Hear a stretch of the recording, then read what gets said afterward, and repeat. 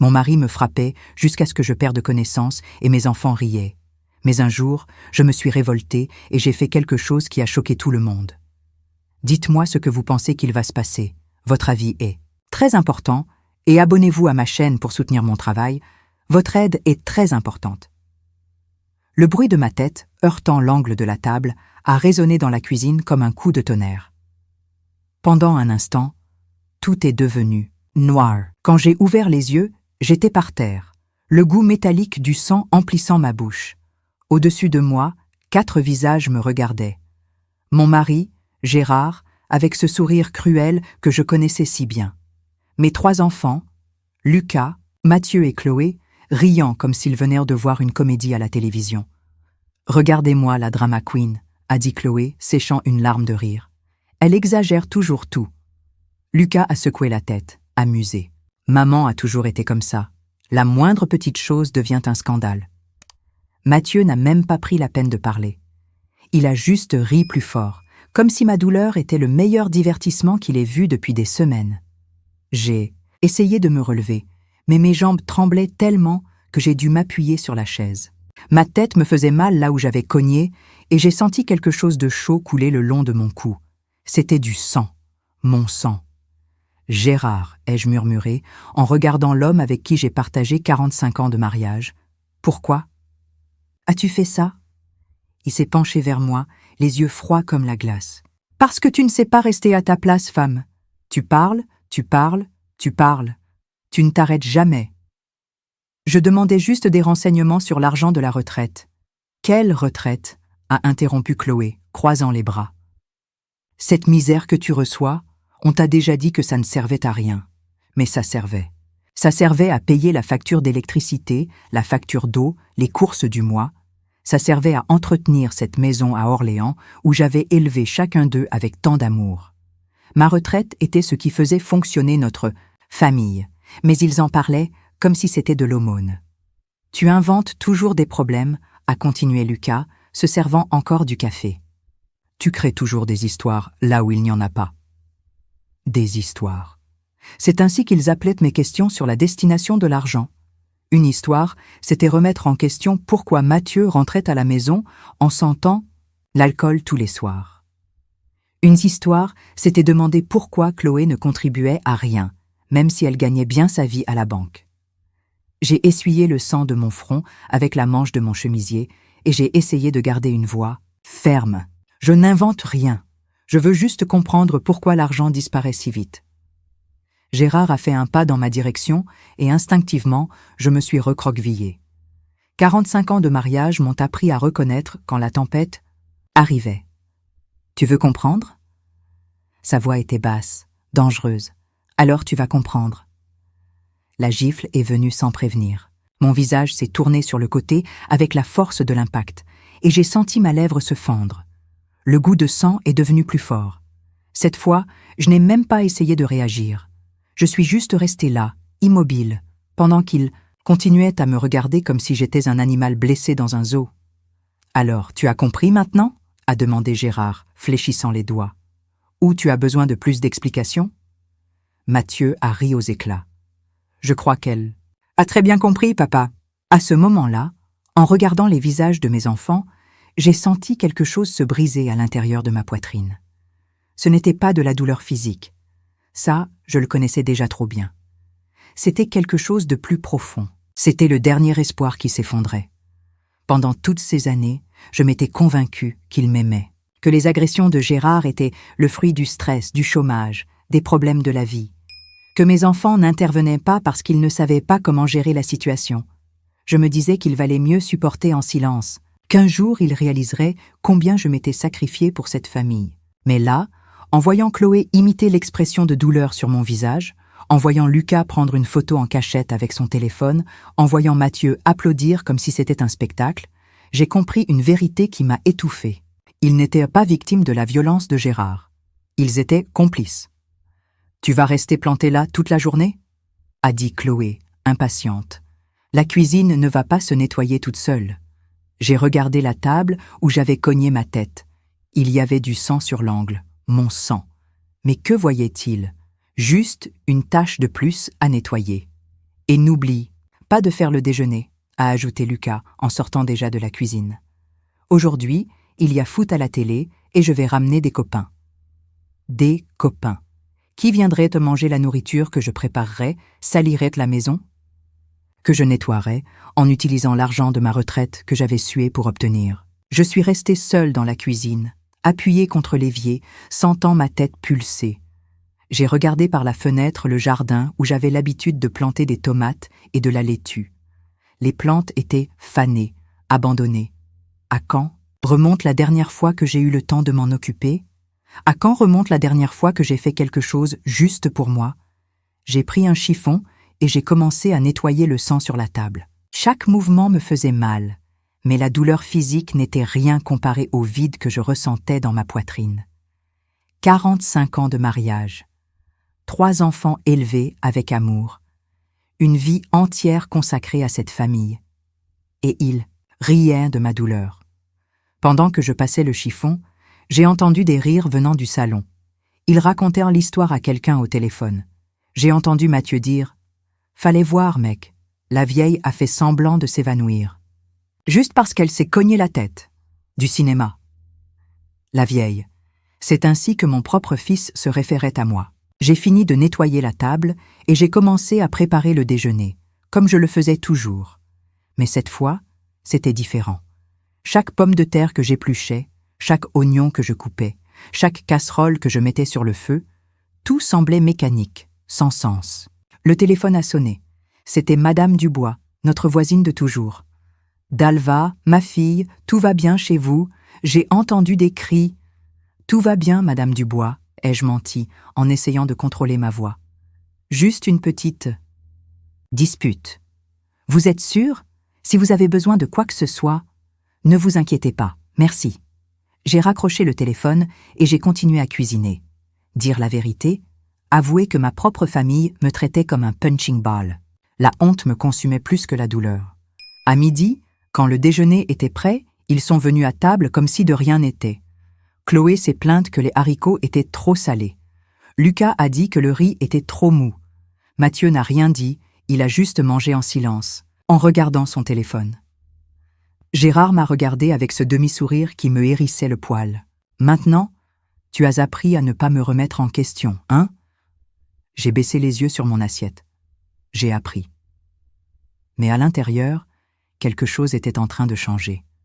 C'était comme si ce coup sur la tête avait réveillé une partie de moi qui dormait depuis des années. Une partie qui était fatiguée. Très fatiguée. Après le déjeuner, ils sont partis vaquer à leurs occupations. Chloé pour retrouver ses copines, Lucas pour le foot avec ses copains. Mathieu, au bar, comme toujours. Gérard pour jouer au domino au coin de la rue. Je suis restée seule, à faire la vaisselle et à penser. Ma tête me faisait encore mal, mais pour la première fois depuis des années, mon esprit était clair. Peut-être était-il temps d'arrêter de faire semblant que tout allait bien. Chapitre 2. 3 jours se sont écoulés depuis le coup sur la table, et l'hématome sur mon front était devenu une tache violette et jaunâtre que j'essayais de cacher avec mes cheveux. Chaque matin, en me regardant dans le miroir de la salle de bain, je voyais une femme que je reconnaissais à peine. Quand suis-je devenue si maigre? Quand ces rides sont-elles devenues si profondes? Quand mes yeux ont-ils perdu cette étincelle que Gérard disait aimer dans les premières années de notre mariage? Ce matin de jeudi, pendant que je préparais le café comme je le faisais toujours, j'ai entendu Mathieu fouiller dans mon sac à main qui était sur la table du salon. Mon cœur s'est serré. Il prenait encore de l'argent. « Mathieu » ai-je appelé depuis la cuisine en essayant de garder une voix calme. « Qu'est-ce que tu fais ?» Il est apparu à la porte, les mains dans les poches, faisant semblant d'être innocent. « Rien, maman, je cherchais juste un papier. »« Quel papier ? Arrête d'être méfiante. » Sa voix était irritée. « Tu imagines toujours des choses. » Mais je savais. Je le savais à la façon dont il évitait mon regard, à la nervosité de ses gestes. J'ai pris mon sac et j'ai regardé dans mon portefeuille. Il manquait 50 €. 50 € que j'avais mis de côté pour acheter mes médicaments pour la tension. « Mathieu, où est l'argent qui était là ?» Il a ri, mais c'était un rire forcé. « Quel argent? Tu deviens vraiment folle. » « Je ne deviens pas folle. » Ma voix est sortie plus ferme que je ne l'espérais. J'ai compté l'argent hier soir. Il y avait 200 euros. Maintenant, il n'y en a plus que 150. Alors, tu as dû le dépenser et tu as oublié. J'ai senti la colère monter dans ma poitrine comme de la lave de volcan. Je ne suis pas sortie de la maison. Hier.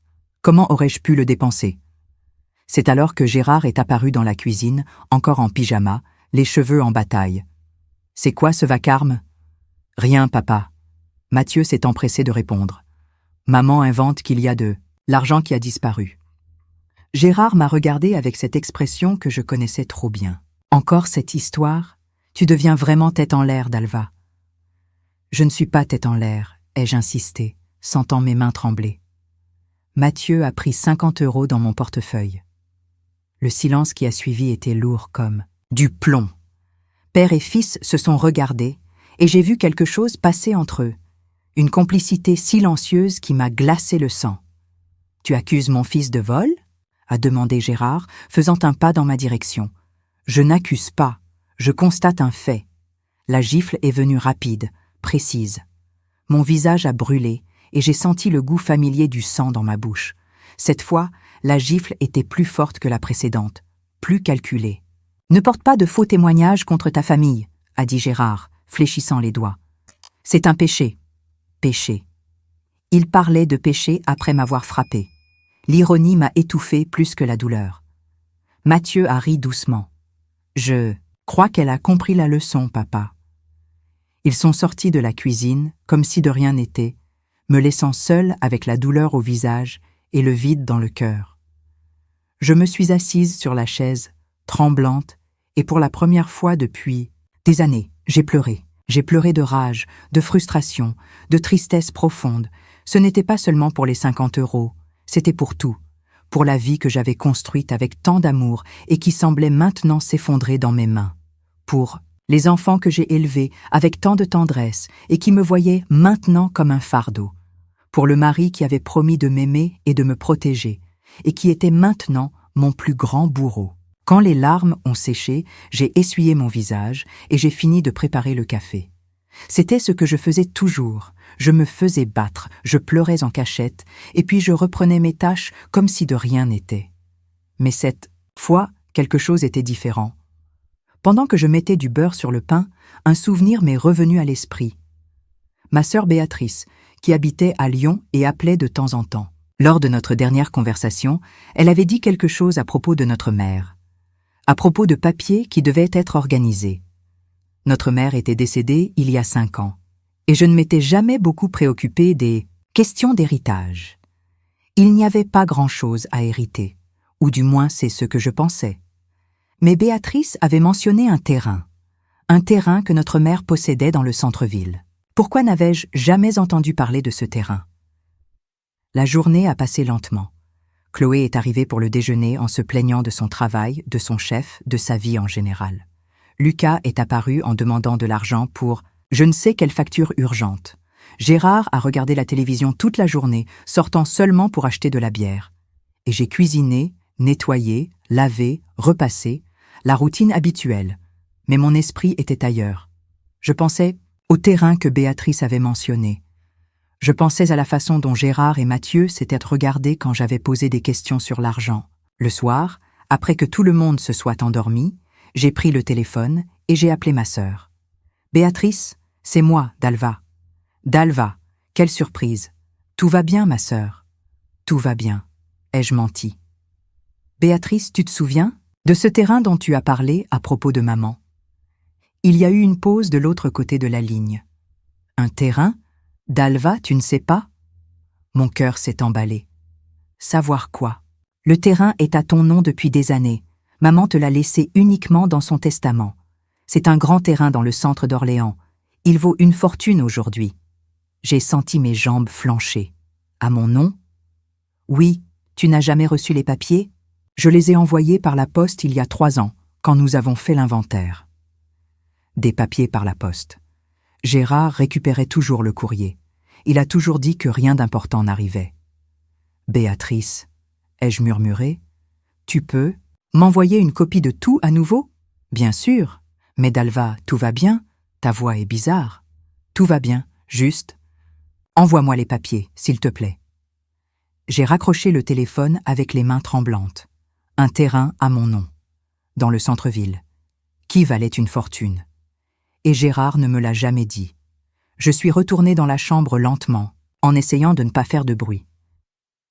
Gérard dormait profondément, ronflant fort. J'ai regardé cet homme qui partageait mon lit depuis 45 ans, et pour la première fois, je me suis demandé si je le connaissais vraiment.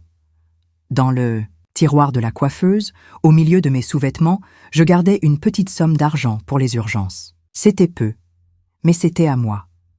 De l'argent que j'avais économisé sou par sou de ma retraite.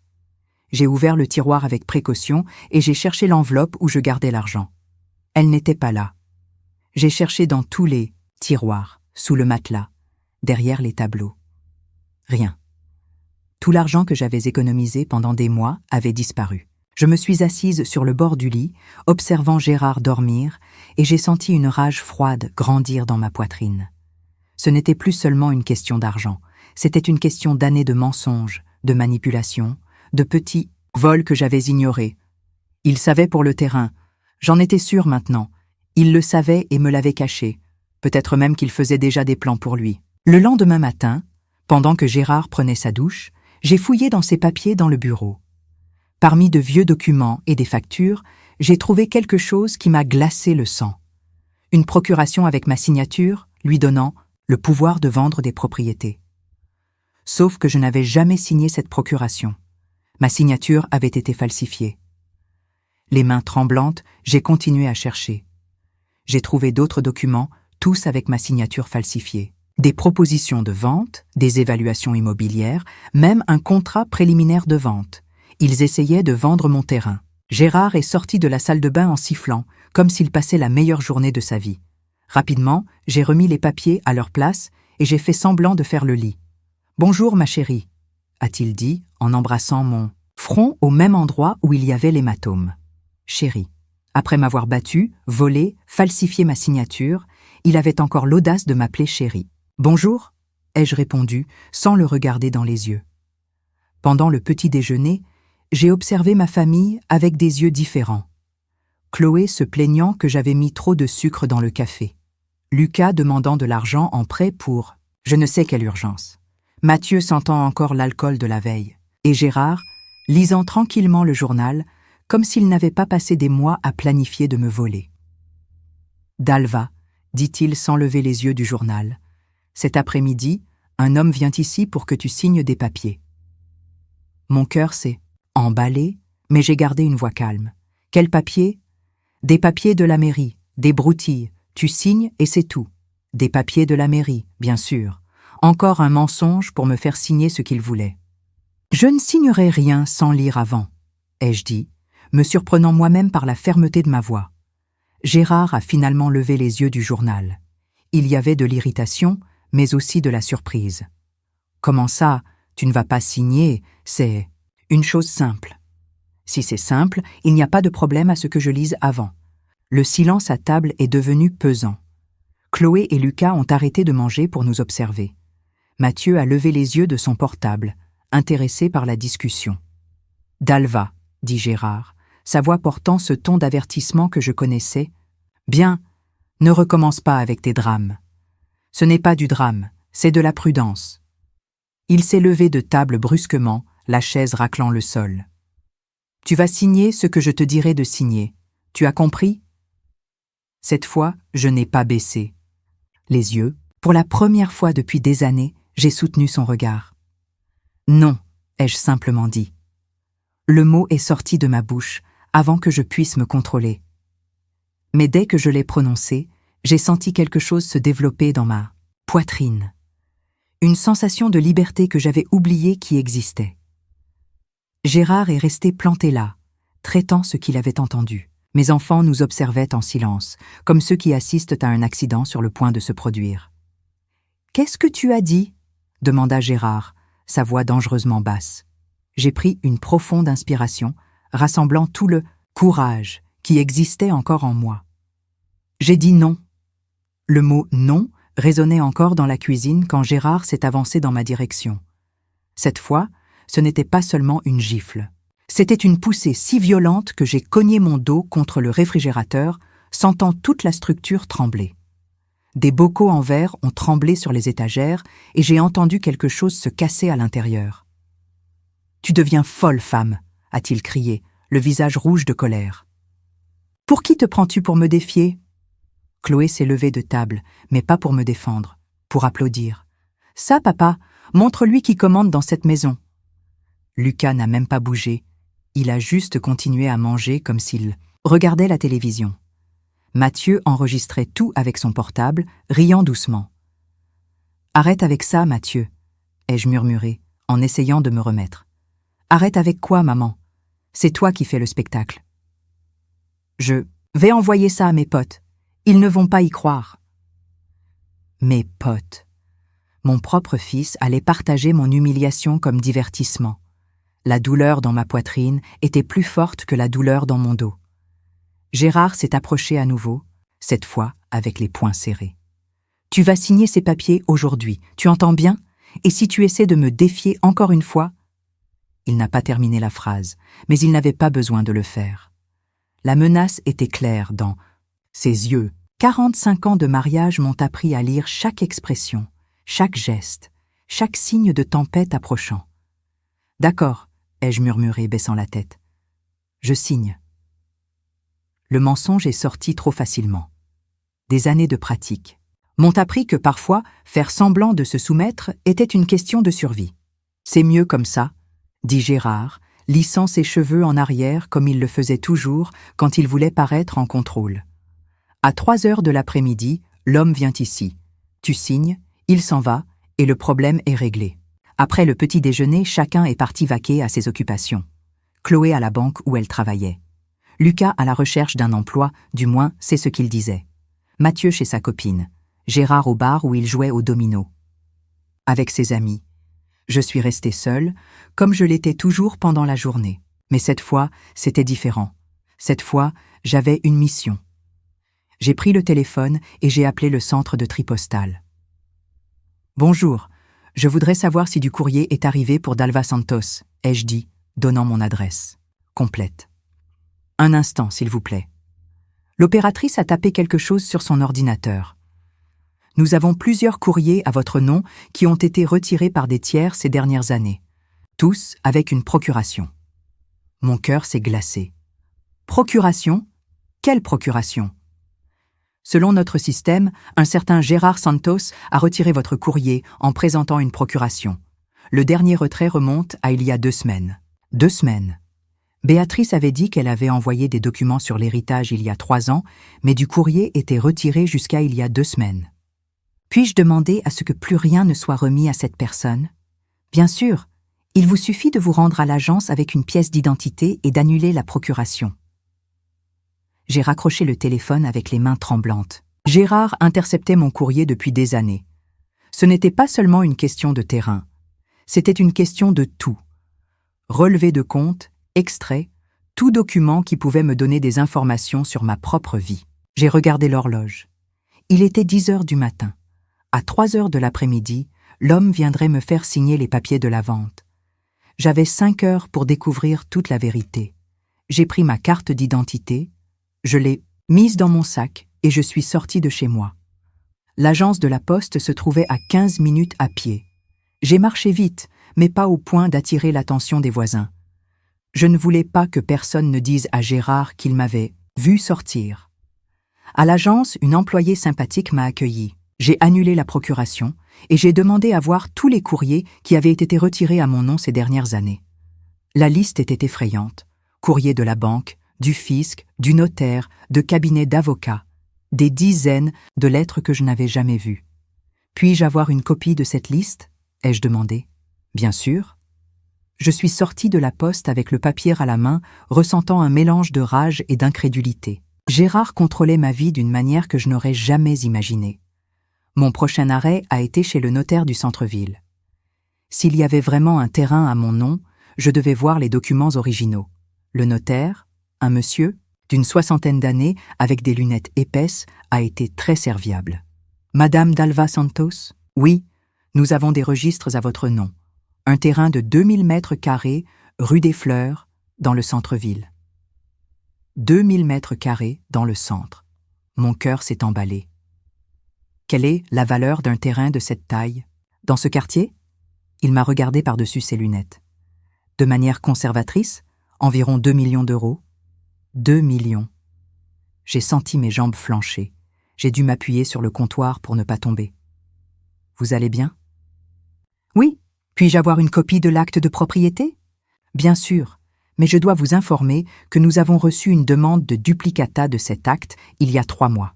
Le demandeur a présenté une procuration. Gérard. Toujours Gérard. Et vous avez remis le duplicata? Oui, tout était en ordre, la documentation parfaite. Documentation parfaite avec ma signature falsifiée. Je suis sorti de chez le notaire avec la copie de l'acte de propriété à la main, mais ma tête explosait d'informations. 2 millions d'euros. C'était plus d'argent que je n'en avais vu de toute ma vie. Et Gérard le savait depuis des années. J'ai marché jusqu'à une place à proximité et je me suis assise sur un banc, essayant de tout digérer. Ma mère m'avait laissé un terrain qui valait une fortune. Gérard a découvert ça, a falsifié ma signature, a intercepté mon courrier et planifiait de vendre ma propriété. Et je vivais comme une mendiante dans ma propre maison, me faisant battre et humilier par une famille qui me volait. La rage que j'ai ressentie à ce moment-là était différente de tout ce que j'avais déjà vécu. Ce n'était pas la rage soudaine des discussions. C'était une rage froide, calculée, qui m'a donné une clarté mentale que je n'avais pas eue depuis des années. J'ai regardé l'horloge. 1 heure de l'après-midi. Dans 2 heures, l'homme viendrait me faire signer les papiers de la vente. Il paierait probablement une somme ridicule comparée à la valeur réelle, et Gérard garderait tout. Mais maintenant, je savais la vérité. Je suis rentré chez moi en marchant lentement, pensant à chaque pas que je ferais à partir de ce moment-là. Quand je suis arrivé, Gérard n'était pas encore rentré du bar. Chloé était au travail, Lucas à la recherche d'un emploi, Mathieu chez sa copine. J'étais seule à nouveau. Et cette fois, c'était exactement ce dont j'avais besoin. Je suis allée dans le bureau de Gérard et j'ai tout fouillé à nouveau, sachant maintenant exactement ce que je cherchais. J'ai trouvé d'autres documents avec ma signature falsifiée. Des propositions d'achat, des évaluations, même un échéancier, de la manière dont il diviserait l'argent de la vente. Gérard garderait 60%. Chloé, Lucas et Mathieu se partageraient les 40% restants. Je n'étais pas incluse dans le partage. Il prévoyait de me voler 2 millions d'euros et, en plus, de ne même pas me donner un centime. J'ai pris mon portable et j'ai photographié chaque document. Ensuite, j'ai tout remis exactement comme c'était. Gérard ne devait pas se douter que je savais quelque chose. À 2h30 de l'après-midi, il est arrivé chez lui en sifflant, de bonne humeur. L'homme des papiers arriverait dans une demi-heure. « Dalva !» a-t-il crié depuis la porte. « Où es-tu ?»« Je suis là !» ai-je répondu depuis la cuisine, en essayant de garder une voix normale. Il est entré en souriant, sentant la bière et la cigarette. « Tu as préparé un café pour l'homme qui arrive ?»« J'ai préparé. »« Génial. Et tu te souviens de ce qu'on a convenu, hein ? Tu signes sans poser de questions. » Je me souviens. Il m'a embrassé sur le front, au même endroit où l'hématome était encore violet. C'est comme ça, ma femme. Obéissante comme elle doit l'être. À 3 heures pile, on a sonné à la porte. Gérard est allé ouvrir, saluant le visiteur avec un enthousiasme exagéré. « Madame Dalva » dit l'homme, un type en costume sombre et porte-document. « J'ai apporté les papiers que vous devez signer. » Nous nous sommes assis à la table du salon. L'homme a étalé plusieurs documents devant moi, parlant vite de questions bureaucratiques, d'impôts, de régularisation. Gérard était d'accord avec tout, impatient. « Il suffit de signer ici, ici et ici », dit l'homme en pointant les lignes. J'ai pris le stylo, j'ai fait semblant de lire les documents, et puis j'ai regardé Gérard. « Puis-je poser une question ?»« Avant de signer ?»« Dalva », dit Gérard, l'irritation transparaissant dans sa voix. « Ne recommence pas. C'est juste une question simple. » J'ai gardé une voix douce, soumise. « Combien recevons-nous pour ce terrain ?» L'homme et Gérard se sont regardés rapidement. « 200 000, » a répondu Gérard. « 200 000 pour un terrain qui en valait 2 millions. »« Je comprends, » ai-je dit, tenant toujours le stylo. « Et cet argent va où ?»« Sur le compte de la famille, voyons, pour améliorer notre vie. » Compte de la famille. J'ai souri, un sourire que j'avais appris en regardant Gérard mentir pendant des années. Quel conte, parce que je ne l'ai jamais vu. Dalva. Sa voix est devenue dangereuse. Signe ces papiers tout de suite. Bien sûr, mon chéri. J'ai approché le stylo du papier, mais je n'ai pas signé. Juste une petite question. Pourquoi ma mère ne m'a-t-elle jamais parlé de ce terrain? Cette fois, le silence a été trop long. L'homme a commencé à bouger sur sa chaise, mal à l'aise. Gérard est devenu rouge. Ta mère, elle était confuse quand elle est morte. Elle ne se souvenait pas de grand-chose. Mais elle se souvenait suffisamment pour faire un testament, laissant tout pour moi, n'est-ce pas? C'est alors que j'ai vu la panique dans les yeux de Gérard. Il a compris que je savais tout. Dalva, dit-il, forçant un sourire. Nous allons en discuter après. Maintenant, signe-la, l'homme attend. J'ai posé le stylo sur la table et je me suis levé lentement. Je ne vais rien signer, ai-je dit, en regardant directement dans les yeux de l'homme en costume. Ce terrain vaut 2 millions d'euros et vous essayez de me voler. L'homme a pâli. Gérard s'est levé d'un bond. Tu ne sais pas ce que tu dis, a-t-il crié. Je sais, si. Je sais pour les procurations falsifiées, pour le courrier intercepté, pour les documents avec ma signature que je n'ai jamais signés. Ma voix était ferme, contrôlée. Je sais tout. C'est à ce moment-là que la porte s'est ouverte et que mes 3 enfants sont entrés tous ensemble, comme s'ils s'étaient concertés, ou comme s'ils avaient été appelés. « Qu'est-ce qui se passe ici ?» demanda Chloé. « Ta mère est devenue folle, dit Gérard.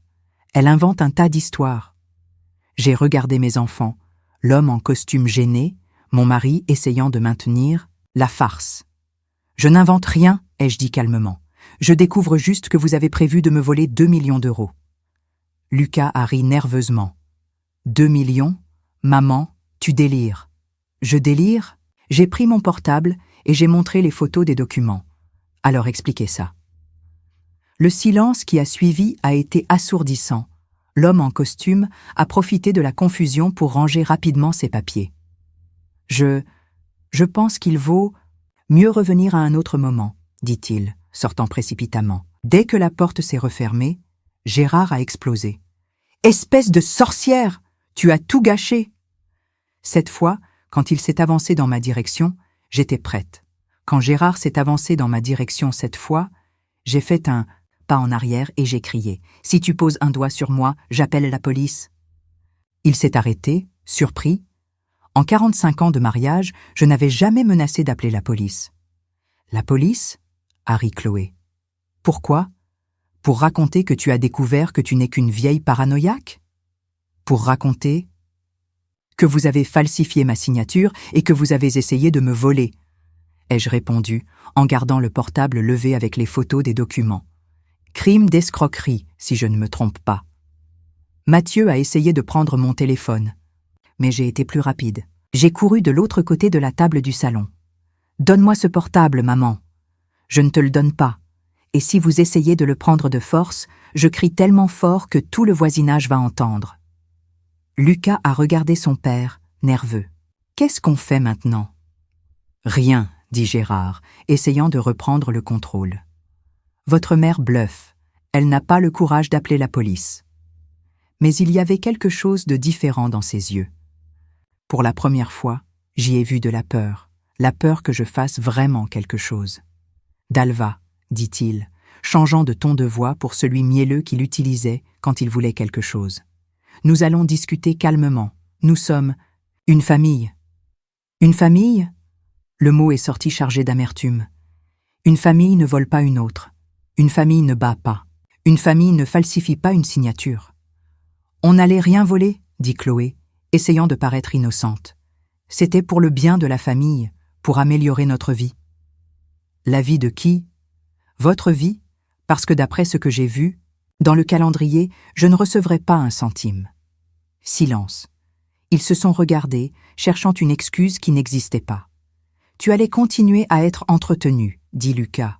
« À vivre ici, à manger le reste de vos restes. » À me faire frapper quand je posais des questions, à vivre comme une esclave dans ma propre maison. J'ai senti les larmes monter, mais cette fois ce n'étaient pas des larmes de tristesse, c'était des larmes de rage. 45 ans? Gérard. 45 ans que j'ai dédiés à toi et à ses enfants. Et vous avez planifié de me voler comme si j'étais une étrangère. Ce n'est pas du vol, a murmuré Mathieu. C'est de la gestion. De la gestion? J'ai ri, mais c'était un rire sans humour. Vous alliez gérer mon argent en me maintenant dans la misère, en me faisant battre et humilier. Gérard a fait un pas de plus dans ma direction, cette fois avec les poings serrés. Assez de cette conversation. Tu vas me donner ce portable tout de suite et on va oublier toute cette histoire. Je ne vais pas. Si tu vas. Quand il a crié, je me suis instinctivement protégée avec mes bras, attendant le coup. Mais le coup n'est pas venu. Au lieu de cela, j'ai entendu la voix de Madame Dubois, notre voisine. « Dalva, tout va bien chez vous ?» J'ai entendu des cris.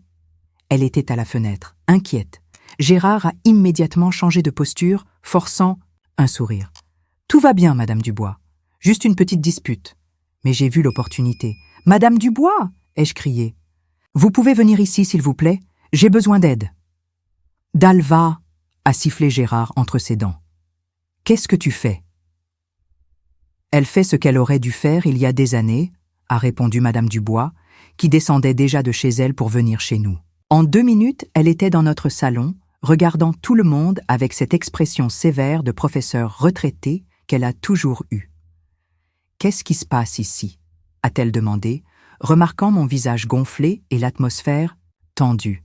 « Rien de grave, » a dit Chloé rapidement, « juste un malentendu familial. » Madame Dubois m'a regardé directement. « Dalva, tu vas bien ?» C'était la première fois depuis des années que quelqu'un me posait cette question en me regardant vraiment dans les yeux, cherchant la vérité derrière la réponse. « Non, » ai-je répondu, ma voix tremblant. « Je ne vais pas bien. »« Dalva, » a averti Gérard. « Tais-toi, » a dit Madame Dubois, avec autorité. « Laisse-la parler. » Et alors, pour la première fois de ma vie, j'ai tout raconté. Les agressions, les humiliations, l'argent volé, les signatures falsifiées, le terrain, les 2 millions d'euros. J'ai parlé sans m'arrêter, comme si c'était un barrage qui s'était finalement rompu. Quand j'ai terminé, Madame Dubois était pâle. « Mon Dieu !» a-t-elle murmuré. « 45 ans !»« Elle invente !» a dit Gérard, mais sa voix ne sonnait plus convaincante. « Elle devient sénile. »« Sénile ?» Madame Dubois la regardait avec dédain. « Alors, explique les marques sur son visage. Explique pourquoi elle tremble de peur dans sa propre maison. »« Elle a trébuché, » a dit Chloé. « Elle a cogné sa tête. Contre la table. Elle a trébuché. » Madame Dubois a répété le mot comme si c'était quelque chose de dégoûtant. « Et vous croyez que je suis née de la dernière pluie. » C'est alors qu'elle a fait quelque chose qui a tout changé. Elle a pris son téléphone et a commencé à composer un numéro. « Qu'est-ce que vous faites ?» a demandé Lucas, nerveux. « J'appelle ma fille Sandrine, elle est avocate. »« Pas besoin d'appeler un avocat, » a dit Gérard rapidement. « C'est juste un malentendu. »« Un malentendu, mon œil, » a rétorqué Madame Dubois. « Sandrine, c'est maman. J'ai besoin que tu viennes ici en urgence. Apporte ton enregistreur et ta caméra. Nous avons une situation. » Pendant qu'elle parlait au téléphone, ma famille me regardait avec un mélange de rage et de panique. Pour la première fois depuis des décennies, ce n'était pas eux qui contrôlaient la situation. « Sandrine arrive dans 1 heure, » a dit Madame Dubois, raccrochant le téléphone. « Et d'ici là, personne ne sort d'ici. »« Vous ne pouvez pas. »« Nous empêcher de sortir, » a dit Chloé. « Si vous essayez de sortir, je crie à toute la rue que vous vous enfuyez après avoir frappé une personne âgée. On va voir comment ça va se passer pour votre réputation. » Chloé travaille à la banque. Lucas cherche un emploi. La réputation était vraiment importante pour eux. « C'est de la séquestration, » a réclamé Mathieu. « Et ce que vous avez fait ? À votre mère pendant des années, c'était quoi ?» a rétorqué Madame Dubois. « Un hôtel 5 étoiles ?» Nous avons passé l'heure suivante dans un silence tendu.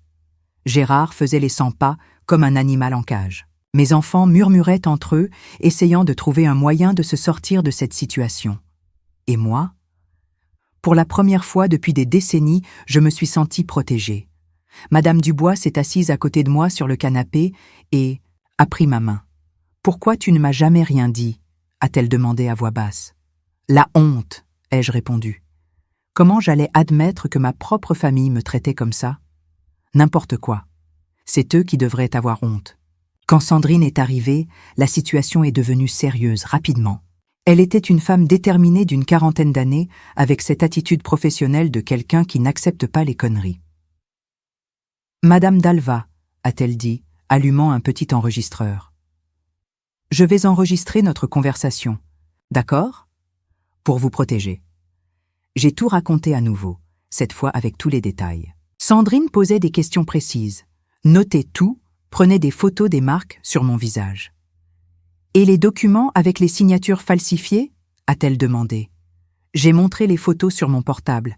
Elle a demandé à voir les « originaux » qui étaient dans le bureau de Gérard. « Vous ne pouvez pas toucher à mes affaires » a protesté-il. « Si » a dit Sandrine. « C'est du matériel de preuve de crime. » Quand elle a vu les documents originaux, elle a sifflé doucement. « Oh là là, ils sont allés loin, c'est de l'escroquerie aggravée. Ça donne de 2 à 8 ans de prison. » Mes enfants ont pâli. Gérard s'est assis lourdement sur une chaise. « Qu'est-ce que vous voulez ?» a-t-il demandé, finalement vaincu. Sandrine m'a regardé. « Madame Dalva, la décision vous appartient. Voulez-vous porter plainte ou préférez-vous résoudre ça autrement ?» J'ai regardé ces 4 visages qui pendant si longtemps ont été toute ma vie. Mon mari qui a promis de m'aimer et de me protéger. Mes enfants que j'ai portés dans mon ventre et élevés avec tant d'amour. J'ai ressenti une tristesse profonde, mais aussi une clarté que je n'ai jamais eue auparavant. « Je veux que vous sortiez de chez moi, » ai-je dit, calmement. « Vous tous, aujourd'hui !»« Comment ça sortir ?» a demandé Chloé. « Cette maison est à nous aussi. » « Non !» a répondu Sandrine, consultant ses papiers. « La maison est au nom de Madame Dalva, héritage de sa mère, tout comme le terrain. » Encore un mensonge découvert. La maison était aussi à moi, et ils m'ont fait croire qu'elle était à tout le monde. « Vous avez 2 heures pour prendre vos affaires et sortir, » ai-je continué. « Si vous revenez ici, je porte plainte pour tout. Escroquerie, agression, menaces, tout. » « Dalva, » a dit Gérard, la voix brisée. « Nous sommes mariés depuis 45 ans. Et pendant ces 45 ans, tu m'as battu, humilié, volé, et tu as planifié de me laisser dans la misère. » J'ai senti les larmes couler, mais ma voix est restée ferme. Ce n'est pas un mariage, c'est une prison. « Tu ne peux pas nous faire ça, » a pleuré Chloé. « Nous sommes ta famille. » Une famille prend soin, protège, aime. Vous ne m'avez fait qu'utiliser. Lucas a tenté une dernière carte. « Et si on change? Si on te traite mieux ?» Je l'ai regardé, ce fils que j'avais élevé avec tant d'amour, et j'ai vu seulement un homme désespéré essayant de conserver ses privilèges. « Trop tard », ai-je simplement dit.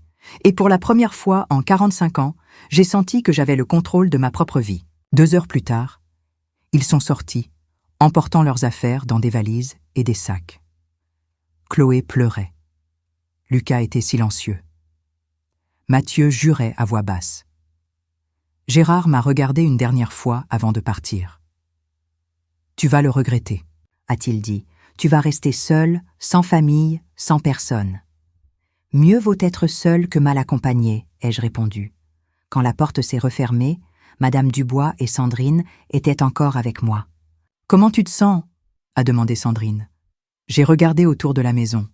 Ma maison. Pour la première fois depuis des décennies, véritablement la mienne. « Libre », ai-je répondu. Enfin libre. Mais il y avait encore plus de surprises. Qui m'attendait? Sandrine avait une expression étrange sur son visage. « Madame Dalva, » a-t-elle dit, « il y a une chose que vous devez savoir à propos de ce terrain ?»« Quoi ?»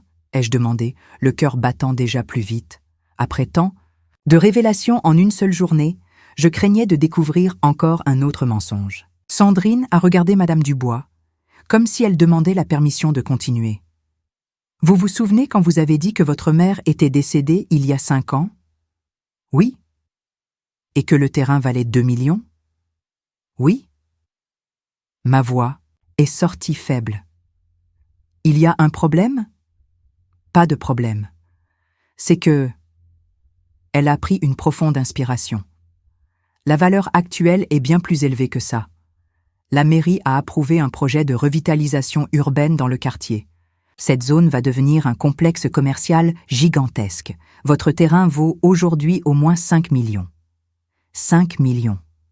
Le nombre a résonné dans ma tête comme une cloche. 5 millions. Au minimum. Il se peut que ça atteigne 6 ou 7 selon la négociation. J'ai senti mes jambes flancher. Je me suis assise sur le canapé, essayant de traiter l'information. Gérard et mes enfants essayaient de me voler 5 millions d'euros pour 100 000. Il y a plus, a continué Sandrine, consultant ses papiers. J'ai découvert que votre mère n'a pas laissé seulement le terrain et cette maison. Elle avait un compte d'épargne à la caisse d'épargne avec près de 300 000 euros. De l'argent qui n'a jamais été retiré. Comment ça, jamais été retiré? Parce que la banque a essayé de vous contacter, mais tout le courrier a été intercepté.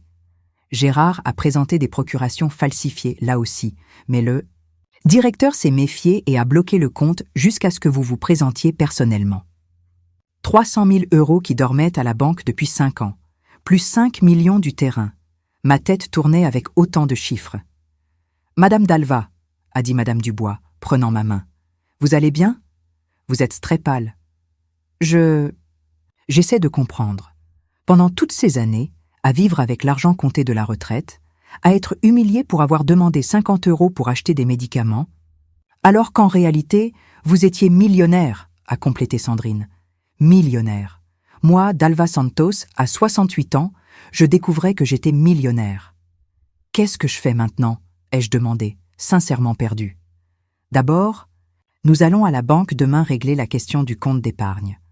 Ensuite, nous déciderons pour le terrain. Si vous voulez vendre, si vous voulez développer, si vous voulez garder. Et la maison? Ai-je demandé, regardant autour de moi. Elle est à vous, également un héritage de votre mère, entièrement payé. Vous pouvez vivre ici pour le reste de votre vie sans rien payer. Pour la première fois depuis des heures, j'ai souri. Un sourire sincère, de soulagement. Nous avons passé le reste de l'après-midi à organiser des papiers et à planifier les prochaines étapes. Sandrine est restée dîner et Madame Dubois a insisté pour préparer un repas spécial pour fêter la liberté. C'est pendant le dîner que j'ai entendu le premier appel. Le téléphone a sonné sans cesse. J'ai regardé l'identifiant, Chloé. « Ne réponds pas », a dit Sandrine. « Laisse-les s'habituer à la nouvelle réalité. » Mais les appels n'ont pas cessé. Chloé a appelé 6 fois. Ensuite, c'était Lucas. Puis Mathieu. Enfin, Gérard. « Ils sont désespérés », a observé Madame Dubois.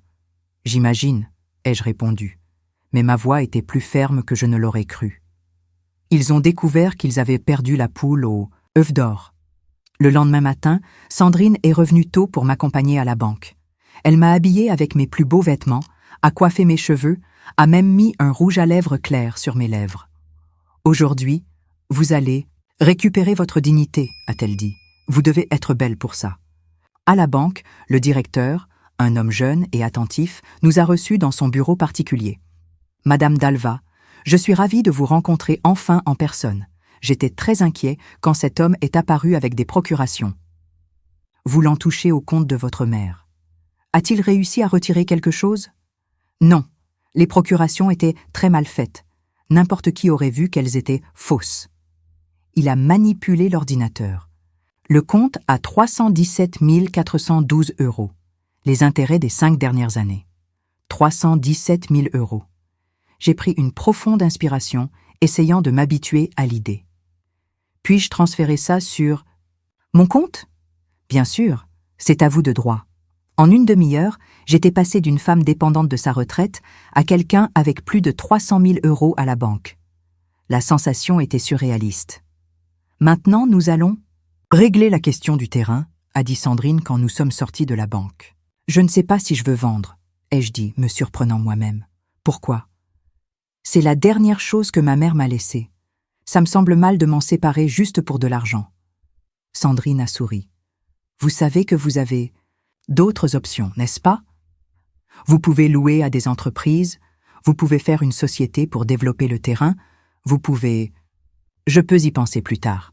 Maintenant, Je veux juste rentrer chez moi et digérer tout ça. Nous sommes rentrés à la maison en discutant des possibilités. Sandrine m'a expliqué les investissements, comment faire fructifier l'argent, comment me protéger des personnes qui essaieraient d'en profiter. Quand nous sommes arrivés, il y avait quelqu'un assis sur la véranda de la maison. Gérard. « Dalva », a-t-il dit, se levant quand il nous a vus. « Nous devons parler. »« Nous n'avons rien à nous dire, » ai-je répondu, passant devant lui sans m'arrêter. « S'il te plaît. » Sa voix était différente, presque implorante. Juste 5 minutes. Sandrine s'est positionnée entre nous. Elle a déjà clairement dit qu'elle ne voulait pas vous parler. Je veux juste m'expliquer. T'expliquer ? La rage est revenue dans ma poitrine comme une vague. 45 ans de mariage, Gérard. 45 ans de mensonges, d'agressions et d'humiliations. Qu'est-ce que tu veux ? Expliquer exactement ? Je n'ai jamais voulu te faire de mal. Tu n'as jamais voulu ? J'ai montré l'hématome qui était encore visible sur mon front. Et ça ? C'était un accident ? Il a baissé les yeux. J'étais nerveux. Les factures, les problèmes. Les problèmes ? J'ai ri sans humour. Quel problème, Gérard ? Découvrir que j'étais riche et que vous pouviez me voler ? Quel ? Problème terrible. Ce n'était pas du vol, c'était pour la famille. Une famille dont je ne faisais pas partie, selon l'échéancier que j'ai trouvé. J'allais toucher combien de mon héritage, Gérard ? Combien de mon propre héritage ? Silence. Réponds, ai-je crié, toute la rage accumulée explosant. D'un coup. Combien de mon héritage j'allais recevoir ? Tu allais continuer à être entretenu avec ma propre argent. J'ai senti les larmes couler, mais cette fois, c'étaient des larmes de fureur. Pendant que vous partagiez 5 millions d'euros entre vous, j'allais continuer à mendier pour acheter des médicaments. 5 millions ? Il a pâli. Mais l'homme a dit que ça valait 200 000. Bien sûr qu'il a dit ça. Vous étiez trompé aussi. J'ai ri amèrement. Voleur volé. Gérard est resté silencieux pendant un long moment, traitant l'information. Dalva, a-t-il dit enfin, je sais que j'ai mal agi. Mais nous sommes mariés depuis 45 ans. Ça doit bien valoir quelque chose. Ça vaut. Je l'ai regardé, cet homme que j'ai tant aimé un jour. Ça vaut une leçon, que le temps perdu ne justifie pas de continuer à perdre du temps. Tu ne peux pas m'abandonner comme ça. Je n'ai nulle part où aller. Tu aurais dû y penser avant de me battre, avant de me voler, avant de planifier de me laisser dans la misère. Et les garçons ? Lucas est au chômage, Mathieu a des dettes, Chloé ? Les garçons ? L'ironie m'a étouffé. Tu veux dire, ces adultes de plus de 40 ans qui ont ri quand tu m'as agressé ? Qui ont filmé mon humiliation ? Qui ont participé activement au plan pour me voler ? Ce sont tes enfants. Non. Le mot est sorti ferme, définitif. Des enfants protègent leur mère. Des enfants n'applaudissent pas quand leur mère se fait frapper. Ceux qui sont là sont des étrangers que j'ai par hasard portés dans mon ventre. Gérard a tenté de s'approcher, mais Sandrine lui a barré le chemin. « Dalva, s'il te plaît !» 45 ans, ai-je répété, sentant chaque mot me libérer un peu plus. 45 ans que j'ai enduré tes agressions parce que je pensais que tu m'aimais. J'ai élevé ces enfants avec tant d'amour parce que je pensais qu'ils m'aimaient. Mais vous ne m'avez jamais aimé. Vous m'avez utilisé. Ce n'est pas vrai ? Si. J'ai senti un calme étrange prendre possession de moi. Et tu sais comment je le sais ? Parce que celui qui aime ne frappe pas. Celui qui aime ne vole pas. Celui qui aime ne planifie pas de laisser l'autre dans la misère. À ce moment-là, une voiture s'est arrêtée devant la maison. C'était une voiture de police. « La police ?» a murmuré Gérard, pâlissant. Un policier est descendu de la voiture et est venu vers nous. « Bonjour, je cherche Madame Dalva Santos. »« C'est moi. Nous avons reçu une plainte pour escroquerie. » « À propos de documents falsifiés. » J'ai regardé Sandrine, qui a acquiescé. « J'ai fait le dépôt de plainte ce matin, a-t-elle expliqué, avec toutes les preuves. Alors, vous devez venir avec nous pour donner des éclaircissements, a dit le policier à Gérard. « Attends un peu, » a reculé Gérard. Je n'ai rien fait de mal. C'était juste des papiers. Des papiers avec 5 millions d'euros impliqués, a corrigé le policier. C'est un crime fédéral. Pendant que Gérard était emmené pour témoigner, j'ai ressenti un mélange de tristesse et de soulagement.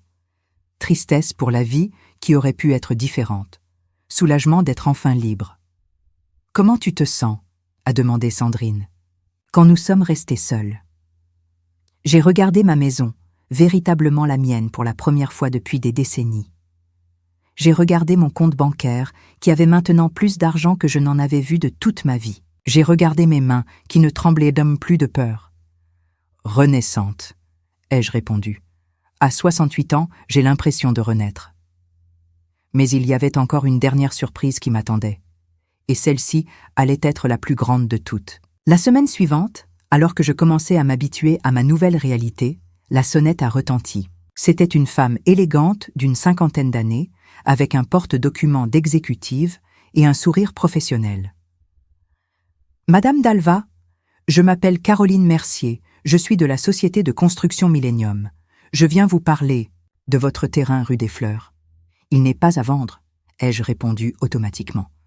En fait, a-t-elle dit, je ne viens pas vous proposer un achat. Je viens vous proposer une association. Association. Le mot a résonné dans mon esprit avec une possibilité que je n'avais jamais envisagée. Peut-être que ma nouvelle vie ne faisait que commencer. Association, ai-je répété, invitant Caroline à entrer. Comment ça? Elle s'est assise dans le salon, ouvrant un porte-documents rempli de plans et de documents. Madame Dalva, votre terrain est dans un emplacement privilégié. Avec le projet de revitalisation urbaine de la mairie, nous voulons y construire un centre commercial moderne. Mais au lieu d'acheter votre terrain, nous vous proposons un partenariat. J'ai écouté attentivement pendant qu'elle expliquait. Selon la proposition, je deviendrai associé majoritaire avec le terrain, et eux avec l'investissement pour la construction. Les bénéfices seraient divisés proportionnellement et je recevrais un revenu mensuel à vie. Quel serait ce revenu? Mensuel, ai-je demandé. De manière conservatrice? Entre 15 et 20 000 euros par mois. Pour toujours. 15 à 20 000 euros par mois. Plus que ma retraite en 1 an. Je peux y réfléchir? Bien sûr. Mais, Madame Dalva, il y a une chose que vous devez savoir d'urgence. Mon cœur s'est serré. Quoi? Nous avons découvert que quelqu'un essayait de vendre votre terrain illégalement. Un certain Gérard Santos. Sans votre plainte à la police, nous aurions pu acheter de bonne foi et vous auriez tout perdu. Une fois de plus, Gérard a presque réussi à me détruire, cette fois sans même que je le sache. Merci de m'avoir prévenu, ai-je dit. Après que Caroline soit partie, je suis restée seule à réfléchir. En 1 semaine, ma vie avait complètement basculé. D'épouse agressée et volée, j'étais devenue une femme indépendante et riche. Le téléphone a sonné. C'était Madame Dubois. Dalva, il y a des gens devant ta porte. 3 personnes. J'ai regardé par la fenêtre. C'était Chloé, Lucas et Mathieu. Merci, Madame Dubois. Laissez-moi gérer ça. J'ai ouvert la porte, mais je ne les ai pas invités à entrer. Qu'est-ce que vous voulez? Chloé avait les yeux rouges d'avoir pleuré. Maman, nous devons parler. De quoi? De papa. Il a été arrêté. Je sais. Et alors? Lucas a fait un pas en avant. Comment ça? Et alors? C'est notre père et mon ex-mari qui me battait, me volait et falsifiait ma signature. Maman, a dit Mathieu, on sait qu'on a mal agi. Mal agir? J'ai ri sans humour. Vous avez ri quand il m'a agressé. Vous avez filmé mon humiliation. Vous avez participé activement au plan pour me voler 5 millions d'euros. Ce n'est pas mal agir, c'est un crime. Mais nous sommes une famille, a pleuré Chloé. Une famille prend soin, protège, aime. Vous m'avez utilisé et m'avez jeté. On peut changer, a imploré Lucas. Recommencer. J'ai regardé ces 3 visages qui un jour ont été toute ma vie. Chloé, qui à 45 ans pleurait encore comme une enfant quand elle n'obtenait pas ce qu'elle voulait. Lucas, de 47 ans, qui n'a jamais réussi à garder un emploi et a toujours blâmé les autres, pour ses propres échecs, Mathieu, de 42 ans, qui dépensait tout en boissons et me demandait toujours de l'argent en prêt. « Vous savez quelle est la différence entre vous et moi ?» ai-je demandé. « Moi, je crois encore au changement. C'est pourquoi j'ai changé ma vie à 68 ans. Vous voulez juste que je revienne à la situation précédente pour continuer à m'exploiter. »« Ce n'est pas vrai, » a protesté Chloé. « Ah bon? Alors dites-moi, où est-ce que vous habitez maintenant ?» Silence. « Répondez, » ai-je insisté. « Nous sommes dans l'appartement de Chloé, » a murmuré Lucas. « Qui est petit. Et où vous ne tenez pas tous, » ai-je complété. « Vous êtes venus ici parce que vous voulez rentrer à la maison. Ma maison. Pour que je vous entretienne à nouveau avec ma retraite. Sauf que maintenant vous avez découvert que ce n'est pas seulement la retraite, n'est-ce pas? C'est beaucoup plus d'argent. » Plus de silence. « Maman, » a dit Mathieu, tentant une dernière carte, « si tu ne nous laisses pas rentrer, on va se retrouver à la rue. » Vous n'allez pas vous retrouver à la rue. Vous êtes 3 adultes en bonne santé. Vous pouvez travailler, vous pouvez subvenir à vos besoins. Vous pouvez faire ce que j'ai fait toute ma vie, vous débrouiller. « Mais tu as toujours pris soin de nous ?» Ça a pleuré Chloé. « J'ai pris soin. Pendant 40 ans, j'ai pris soin. J'ai travaillé, j'ai économisé, je me suis sacrifié. Et quelle a été ma récompense? Me faire frapper, me faire voler et voir ma douleur transformée en divertissement. » J'ai pris mon sac et j'ai sorti une photo que j'avais imprimée. C'était la photo que Mathieu avait prise le jour où Gérard m'avait poussé et où j'avais cogné ma tête contre la table. Il l'avait postée dans le groupe de la famille avec la légende « La drama queen en action ». Vous vous souvenez? De ça, ai-je montré la photo. Vous avez tellement ri que Mathieu l'a postée dans le groupe de la famille. Les 3 ont baissé les yeux, honteux. Maintenant, imaginez si c'était moi qui faisais ça avec l'un d'entre vous. Si je riais de votre douleur, si je vous filmais en train de vous faire agresser, si je postais ça sur Internet pour que d'autres personnes rient, comment vous vous sentiriez? Maman, Chloé a essayé de parler. Non, j'ai interrompu. Il n'y a pas de maman qui résolve ça. Vous avez détruit toute possibilité de réconciliation quand vous avez décidé de rire de ma douleur. À ce moment-là, une voiture s'est arrêtée devant la maison. C'était Sandrine qui venait me rendre visite quotidiennement pour voir comment j'allais. « Tout va bien ici ?» a-t-elle demandé, remarquant l'atmosphère tendue. Ils étaient sur le point de partir, ai-je répondu. « Maman !» a dit Lucas désespéré. « Qu'est-ce qu'on va faire? Comment on va vivre ?» J'ai regardé mon fils du milieu, ce garçon que j'avais bercé pour l'endormir en chantant des berceuses, que j'avais soigné quand il était malade, que j'avais aidé avec ses devoirs pendant des années. « Vous allez faire ce que des millions de personnes font tous les jours, » ai-je répondu. « Vous allez travailler, vous allez économiser, vous allez vous efforcer. Vous allez apprendre à vivre sans exploiter personne. Et si on n'y arrive pas, a demandé Mathieu, alors vous allez apprendre que les conséquences sont les filles des choix. Vous avez choisi de mal me traiter. Maintenant, vivez avec les conséquences. » Ils sont sortis la tête basse, vaincus. Pour la première fois de leur vie, ce n'étaient pas eux qui contrôlèrent la situation. « Comment tu te sens ?» a demandé Sandrine. « Libre, ai-je répondu, complètement libre. » Dans les semaines suivantes, ma vie a complètement changé. J'ai signé le contrat d'association avec la société de construction Millennium. J'ai rénové la maison avec l'argent du compte d'épargne. J'ai acheté de nouveaux vêtements, j'ai fait faire mes cheveux, j'ai même appris à utiliser un ordinateur. Gérard a été condamné à 3 ans de prison pour escroquerie.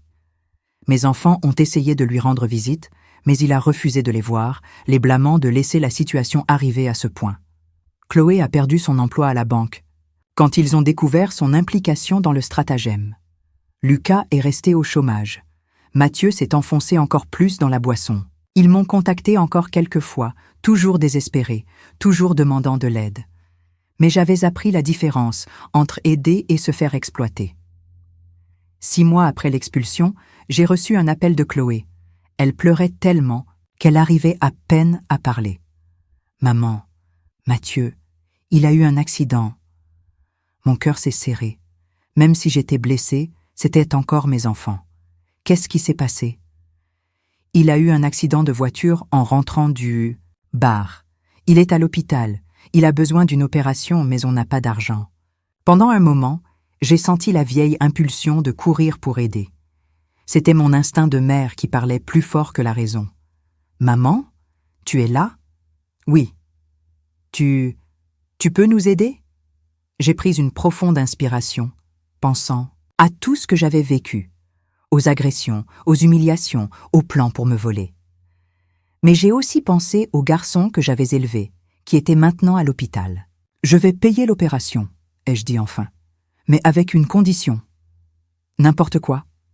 Après qu'il se soit remis, vous trois allez suivre une thérapie. Chloé va soigner sa dépendance émotionnelle. Lucas va soigner son manque de responsabilité. Mathieu va soigner son alcoolisme. »« D'accord. Et une autre chose, » ai-je continué. « Ça ne veut pas dire que vous êtes revenu dans ma vie.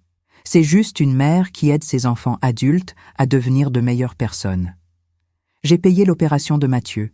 Il s'est bien remis. Et à ma surprise, les trois ont vraiment suivi une thérapie. 1 an plus tard, je reçois des cartes pour la fête des mères. Pas des lettres demandant pardon ou essayant de revenir. Juste des cartes simples, remerciant que j'ai eu le courage de leur enseigner que les conséquences existent. Aujourd'hui, à 69 ans, je vis seule dans ma maison rénovée. Je reçois 22 000 € par mois de l'association avec la Société de construction. Je voyage quand je veux, j'achète ce que je veux, je fais ce que je veux. Ma voisine, Madame Dubois, est devenue ma meilleure amie. Sandrine est devenue comme une fille pour moi.